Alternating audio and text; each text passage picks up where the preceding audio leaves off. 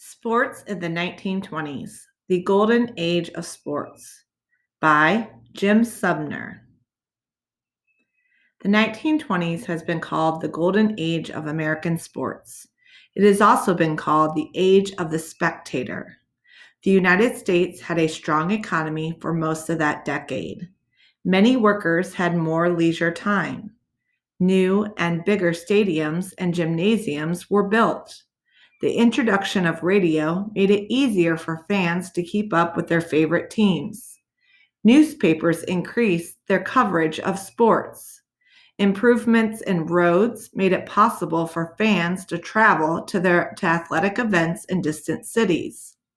For the first time, large numbers of Americans began to pay money to watch other people compete in athletic contests. Baseball was the national pastime in the 1920s. More people went to baseball games, more people followed baseball, and more people played baseball for fun than any other sport. The most famous athlete in the United States in the 1920s was baseball star George Herman Babe Ruth, the right fielder for the New York Yankees. The colorful Ruth hit more home runs than any player had ever hit before. He excited fans with his outgoing personality. Ruth was the perfect hero for the Roaring Twenties. The 1920s also was a decade when college football became more popular. Notre Dame, coached by Knute Rockne, became the most famous college football team. Illinois star Harold "Red" Grange became a household name. The best college teams would compete in bowl games, such as the famous Rose Bowl held in California. Boxing was popular too. Heavyweight champion Jack Dempsey was almost as famous as Ruth.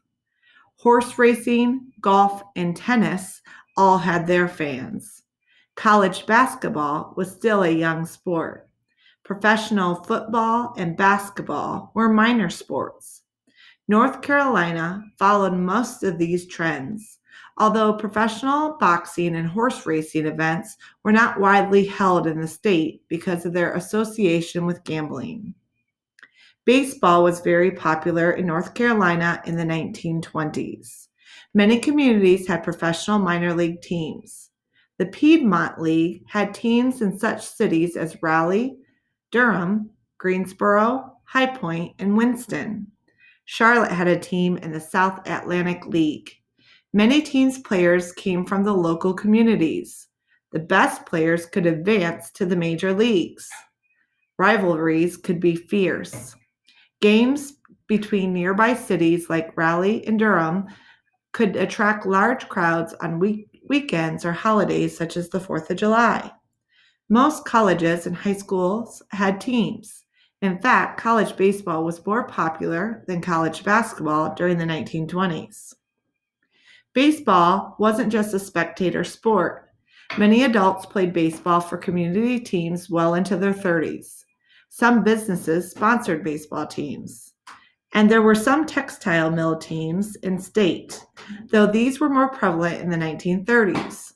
Young men would play games after working all day. Rick Farrell would work on his family's farm near Greensboro before playing on local baseball teams. Farrell made it to the major leagues in 1929 and played so well that he was voted into the Baseball Hall of Fame. Children did not have formal baseball organizations such as Little League or Pony Baseball. Instead, they organized games on vacant lots. Many colleges had football teams in the 1920s. The University of North Carolina built Kenan Stadium in 1927. Duke University built its football stadium, which is now called Wallace Wade Stadium, in 1929.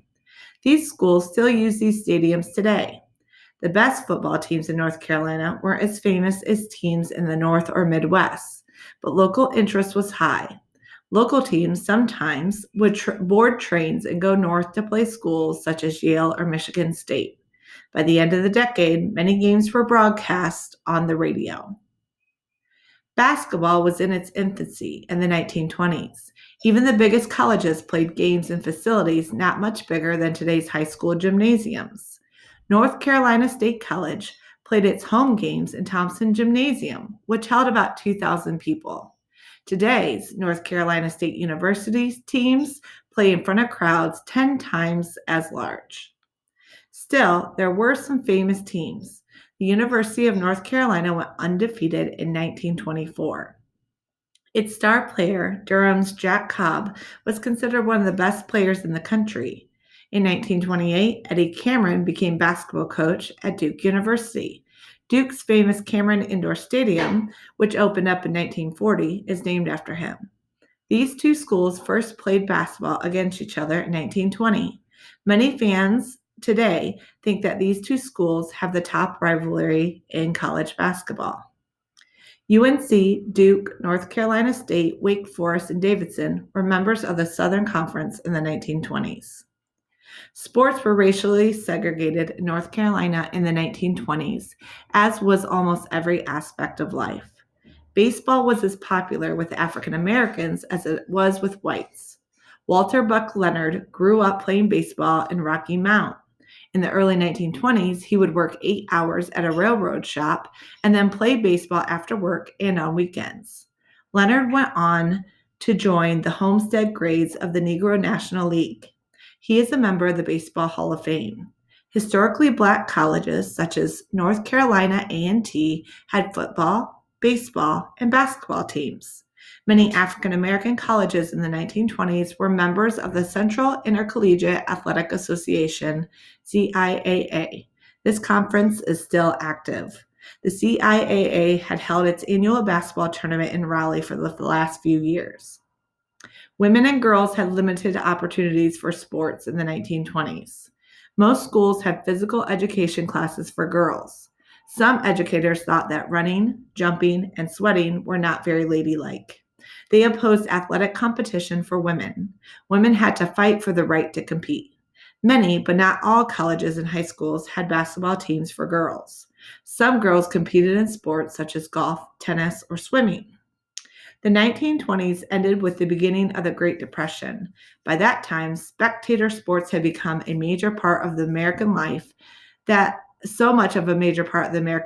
they were able to survive through the hard times of the 1930s.